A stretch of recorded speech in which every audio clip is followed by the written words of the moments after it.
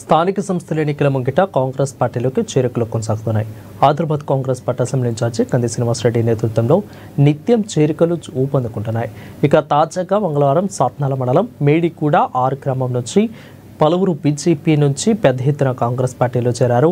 వారికి కంది శ్రీనివాసరెడ్డి కండువాలు కప్పి పార్టీలోకి సగుణంగా ఆహ్వానించారు. ఇక స్థానిక ఎన్నికల్లో గెలిపే లక్ష్యంగా అంతా కలిసి ముందుకు సాగుతామని అన్నారు.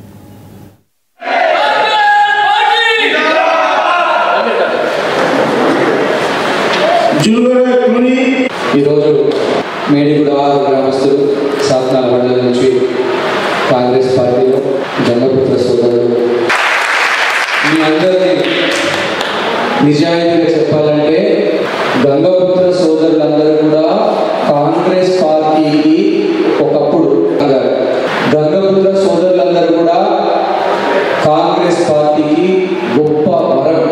ఇప్పుడు కాదు, మీరు కాంగ్రెస్ పార్టీని గత 60-70 ఏళ్ళ నుంచి కాపాడుకుంటూ వచ్చేవాళ్ళు. ఈరోజు అందరూ చాలా మంది పాత కాంగ్రెస్ కుటుంబ సభ్యులే ఉంటారు. పాపం మళ్ళీ మీరు మన సొంత ఇంటికి వచ్చేది అందరు కూడా గట్టిగా గంగపుత్ర సోదరుల యొక్క సమస్యలు నేను కళ్ళారా చూసిన. 70-80% మందికి భూమి ఉండదు. భూమి ఉన్నా 1 ఎకరం, అర ఎకరం, 1 ఎకరం గిద్దే. బాగా గరీబోళ్ళు, కుల వృత్తిని నమ్ముకున్నోళ్ళు, చేపలు పట్టడం ఈ మధ్య కాలంలో చేపలు పట్టడం తగ్గిపోతే పాపం కైకి పోతున్నారు. చాలా మంది రైతు కూలీలుగా మారారు. మీ సమస్యలన్నీ అన్నింటినీ కూడా నేను ప్రత్యక్షంగా చూసిన. గంగపుత్ర సోదరులు, మీ మాటలు మీ మనసులో ఏమున్నదో నాకు అర్థమైంది. నేను చెప్తున్నా, ఇందిరమ్మ ఇల్లు ప్రస్తుతం మేడిగూడకు ఎన్నిచ్చినాము 29 ఇల్లు ప్రస్తుతం మేడిగూడకు ఇచ్చినాం. నేను మళ్ళీ చెప్తున్నా, ఇంకొక 30 ఇల్లు అర్జెంటుగా మేడిగూడకు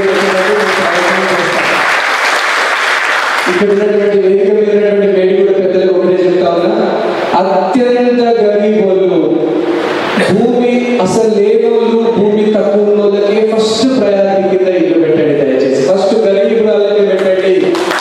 గరీబోళ్ళే మన పేరు కలుస్తారు.